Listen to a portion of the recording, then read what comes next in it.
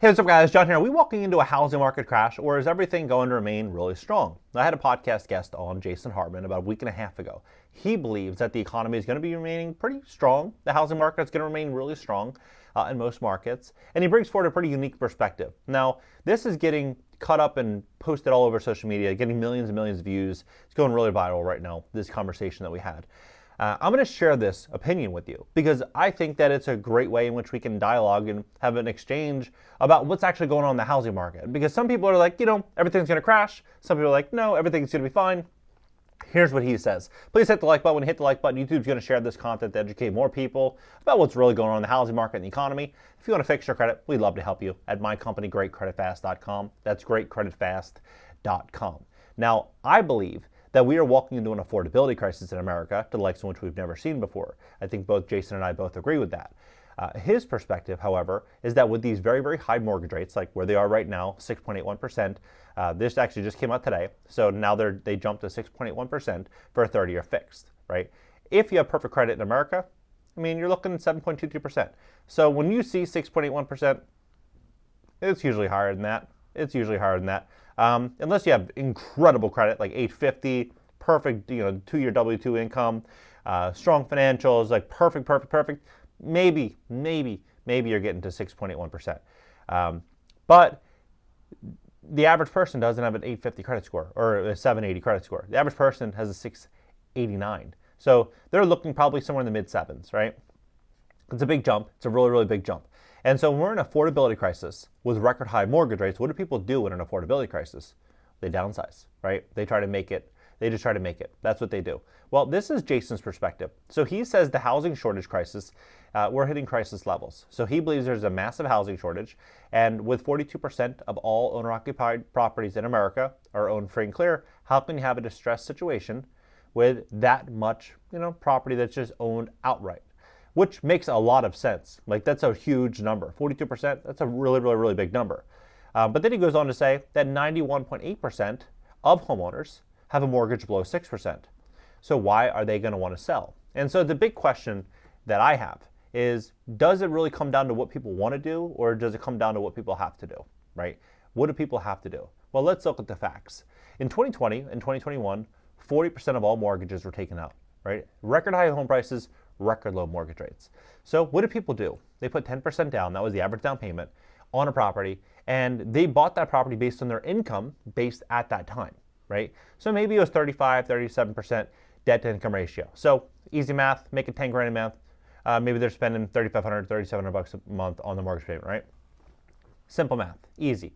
So when people bought these properties, what did people think was going to happen in 2020 and 2021? They thought everything was going to go back to normal in 2018, 2019 world, right? Where inflation was going to remain, 2-3%. They didn't think it was going to pretty much continue to get out of control. So what are we starting to see now? Every month, every quarter, the world's getting more and more and more expensive. And so you have a lot of people that own these properties. Sure, they have an incredible mortgage rate. They have these golden handcuffs on, right? Where they've got this great rate. They don't want to move. You got a lot of people that have a lot of money. A lot of people own homes free and clear. But you also have a lot of people that don't have the money to offset this newfound cost, whether it be things such as increased property taxes, increased insurance. Everything is just getting more and more expensive. Utility bills, jumping 15%. Everything is getting more and more expensive, and then the job market is softening and real wages are softening. So if you have this dynamic where you have a lot of people that are house poor, how do they make it, right? How do they actually make it? Especially as we start to look at what's going on right now with student loans. You got one in three households with student loans prepare for $1,000 a month payment. That's absolutely crazy, right? So you had all these people in America that they were just flush with cash. They were relocating from expensive cities to other markets. They were buying properties, locking in very, very low interest rates, afraid of inflation. Remember back then they were talking about inflation. But they thought that was the worst of it. Things are just going to continue to likely get much, much harder. So what I think is actually happening here is I agree with Jason that there is a lot of money on the sidelines. I agree with him that a lot of people have very, very low interest rates. I think we all agree on that. But the big question is, how are people going to be able to offset the newfound cost of life, right? Before, it would be refinancing their properties, taking out mortgages against their home. How can you take out a mortgage on your home if you have no equity in that property? You can't. You can't take out equity if there is none, right? So what do the people do? They're either going to rent them out, or they're going to sell them, or they're going to walk away from them. That's it. That's all they can do. So what I think is going to happen is I actually do believe, yes, you have a ton of people, 42%, that's a massive number, that own their properties free and clear, but you also have half of retirees that are now falling into poverty. So I do believe that there is going to be an affordability crisis in America. I think we're actually already in one. And I do believe we're going to start to see a lot of distressed sellers. And I believe that most homeowners aren't, as strong as they, at least today, they're not in the same type of financial strength they were in 2 years ago when they acquired a lot of these properties. A lot of people bought really big properties. I think a lot of them are on cliff's edge.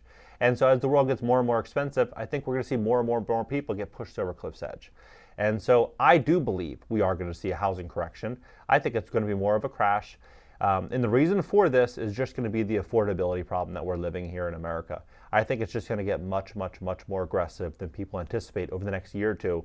Look at some of these facts. So buying a home is cheaper than renting in only 4 cities in America, right? What do people do in an affordability crisis? They downsize. They try to reduce expenses. Look at credit card bills, right? Credit card bills, we have $1.1 trillion in credit card debt. $1.1 trillion. And that average credit card interest rate is over 21%. People are talking about putting student loans on credit cards, putting other bills on credit cards that they never otherwise considered doing it. Most people are, there's a pretty startling survey that I think it was something like 35 or 38% of people using buy now, pay later just for groceries. Home foreclosures jumped 13% in the first half of 2023. And then you have automations and all these different things that are coming out. So when I look at this, I see a couple things that are happening here. Yes, I do believe there's going to be a ton of capital in the market. There's going to be a ton of capital that's just parked in these properties, homes paid off free and clear. These people, they have options. They can offset these costs, most of them. But you're going to have just so many people that just don't have the ability to hold on. And when you have an affordability crisis in this economy, and you have, let's say, for example, a dynamic in the housing market where it's cheaper to rent than it is to own, and you have properties at 7% mortgages, and they list their property for $500,000 at a 7% mortgage, and home buyer looks at that property and they'll say, is it worth $3,400 to $3,600 a month, and me putting down $50,000 in cash to buy that property? Or should I just rent something in the same neighborhood for $2,800? Most people are just going to say, I'll rent, and I'll save the $700 a month, and I'll sit on the $50K. I think a lot of people are going to start doing that. And so when you have more and more sellers that are trying to list their properties, and you have less buyers that are actually able to go out there, qualify, and actually get financing and want to buy these properties, it's going to be a very unique tug of war between buyers and sellers over the next 6 months to a year. But I do think that we're going to see banks tightening up lending. I do think we're going to see more and more distressed sellers. And I think these sellers are going to be fighting to try to gain attraction and attention from home buyers. But I do think that if you look at Blackstone, if you look at the smart money, what are they doing? They're sitting on tons and tons of money, or tons of dry powder to get ready to go out there and acquire houses. Blackstone, $30 billion real estate fund, sitting mainly for single-family rentals, data centers, and for hospitality. But they're targeting single-family rentals. You look at BlackRock, they just came out recently and said that they want to start acquiring commercial and residential mortgages from distressed banks. And you look at what's actually happening right now in the commercial office market, commercial real estate. From now until next year, you have $1 trillion in commercial loans that need to get refinanced. And by 2027, 1 in 10 buildings throughout America will have to get refinanced. And most of which are, underperforming. They have increased insurance costs, increased property taxes, they have falling office rents. It's a very dire situation for commercial real estate. So when I look at everything, I do think it's going to be a really big pocket of people that have money that are going to be completely fine. And I think there's going to be a way bigger pocket of people that just simply thought that they had money and they just simply can't offset a sagging job market and a inflationary world. What do you think? Do you think that we're going to see this dynamic kind of continue to get worse and worse? I believe that we are going to be stepping into a housing crash. I believe we're going to be stepping into an affordability crisis in 2024 and 2025. And I think that we're going to just start to see so many homeowners that are going to be given the keys back because they can't refinance, and they can't make it, right? People are going to start downsizing into rentals. That's what I think is going to happen. But I'm really curious as to what you think. I believe we're going to see a massive investing opportunity. I think that we're going to see a lot of people make a ton of money the next couple of years in real estate.